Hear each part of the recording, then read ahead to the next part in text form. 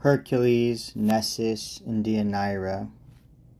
But savage Nessus lost his life for love of that same lady, when an arrow flew to pierce his side. When Jove's son Hercules was making for his native city's walls with his new bride, he reached the rushing waters of broad Euenus, high beyond its wont. The river, swollen by the winter's rains, and full of whirlpools, poured impassable. And as he stood there, fearless for himself but anxious for his wife, Nessus approached, mighty in muscle, and knowing the fords well. With my help she'll stand safe on the far side, he volunteered. You, use your strength and swim. To Nessus then the Theban hero gave his bride of Calydon, pale and afraid, dreading the river, dreading the centaur too.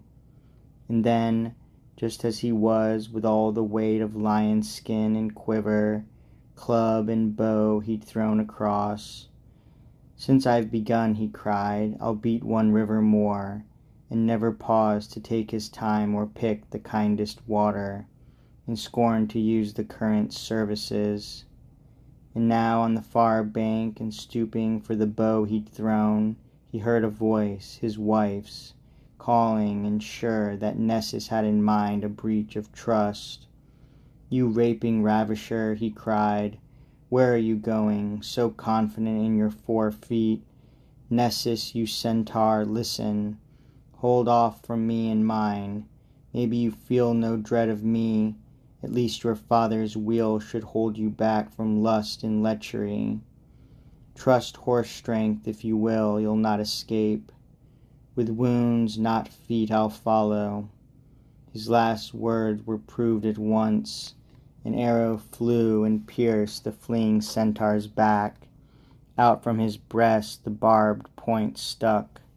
He wrenched the shaft away, and blood from both wounds spurted, blood that bore the hydra's poison. Nessus caught it up. I'll not die unavenged, he thought, and gave his shirt soaked in warm gore to Deianira, a talisman, he said, to kindle love. Long years had passed, and Hercules' great deeds had filled the world and sated Juno's hate. Fresh from his triumph in Oechalia, he had made plans to pay his vows to Jove at Cinium, when Rumor rode ahead. Rumor, who talks and loves to tangle true with false, and from near nothing flourishes on her own lies, and swiftly reached the ears of Deianira, rumor that her lord was held in thrall by love of Iole. Her doting heart believed. This latest love filled her with fear. First she gave the way to weeping, flooding her pain away, poor soul in tears. Then soon, why do I weep, she said. Those tears will gladden that girl's heart. Since she must come, I must make haste, devise some stratagem while time allows, before that paramour is settled in my bed. Shall I protest? Shall I be dumb? Go back to Calydon, or wait here, leave the house, or stand at bay, if nothing better? Why, remembering I'm Meleager's sister, why not plan some deed of doom and strangle her, and prove the power of pain, the power of slighted love? Swaying from plan to plan, at last she chose to send the shirt imbued with Nessus's blood to fortify her husband's failing love.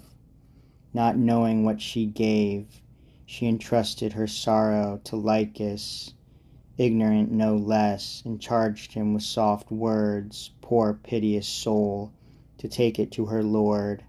And Hercules received the gift, and on his shoulders wore, in ignorance, the hydra poisoned gore.